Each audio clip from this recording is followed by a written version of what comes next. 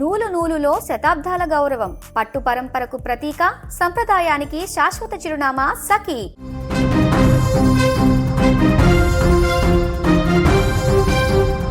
అగ్రరాజ్యం అమెరికా మరొకసారి తన సైనిక పటిమను, సాంకేతిక రహస్యాలను ప్రపంచం ముందు ఉంచింది.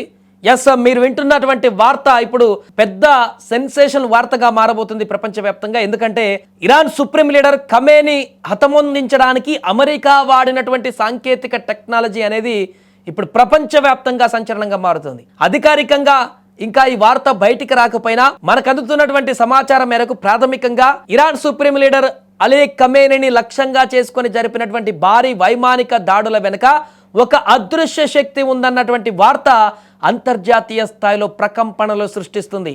ఆ శక్తి ఏదో కాదు, ఆర్టిఫిషియల్ ఇంటెలిజెన్స్. మీరు వింటుంది నిజమే. ఆర్టిఫిషియల్ ఇంటెలిజెన్స్ ఆధారంగానే అమెరికా ఖమేనీని హతమొందించిందనేటువంటి వార్త ఇప్పుడు బయటకు వచ్చేసింది. దానికి సంబంధించినటువంటి వార్త సోషల్ మీడియాలో కూడా ధారాళంగా ప్రవహిస్తుంది. సాధారణంగా చాటింగ్ కోసమో లేదా సమాచారం కోసం మనం వాడేటువంటి ఈ ఏఐ ఇప్పుడు యుద్ధ విమానాలకు దారి చూపిస్తోంది. లక్ష్యాలను గురి చేసి కొట్టడంలో మానవ మేధస్సు కంటే వేగంగా పనిచేస్తుంది. ఈ ఆపరేషన్లో ఆంథ్రోపిక్ సంస్థకు చెందిన క్లౌడ్ అనే ఏఐ సాఫ్ట్వేర్ను అమెరికా సైన్యం వాడిందనేటువంటి వార్త రక్షణ రంగంలో ఇప్పుడు పెద్ద చర్చకు దారితీసింది.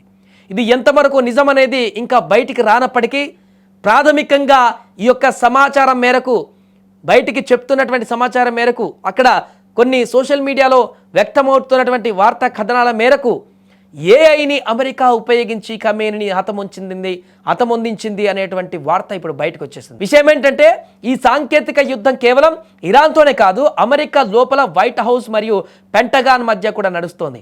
అధ్యక్షుడు డొనాల్డ్ ట్రంప్ ఈ ఆంథ్రోపిక్ కంపెనీ సాఫ్ట్వేర్ వాడకాన్ని తక్షణమే నిలిపివేయాలని ఆదేశించినటువంటి కొద్ది గంటల్లోనే పెంటగాన్ దానిని యుద్ధ రంగంలో ప్రయోగించడం ఇక్కడ విస్తుపోయేటువంటి అంశంగా మారింది. అంటే అధ్యక్షుడి ఆదేశాల కంటే యుద్ధ అవసరాలే ముఖ్యమని సైన్యం భావించిందా అనే అనుమానాలు కూడా వ్యక్తమవుతున్నాయి.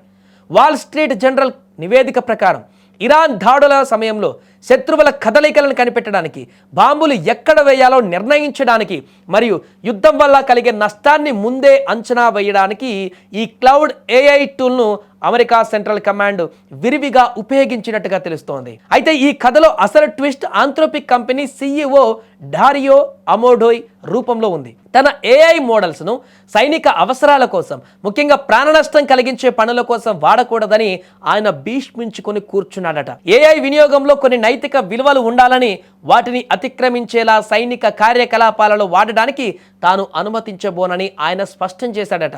ఈ మొండితనం చూసి ఆగ్రహించిన ట్రంప్ ప్రభుత్వం ఆంథ్రోపిక్ను దేశ భద్రతకు ముప్పుగా ప్రకటించింది.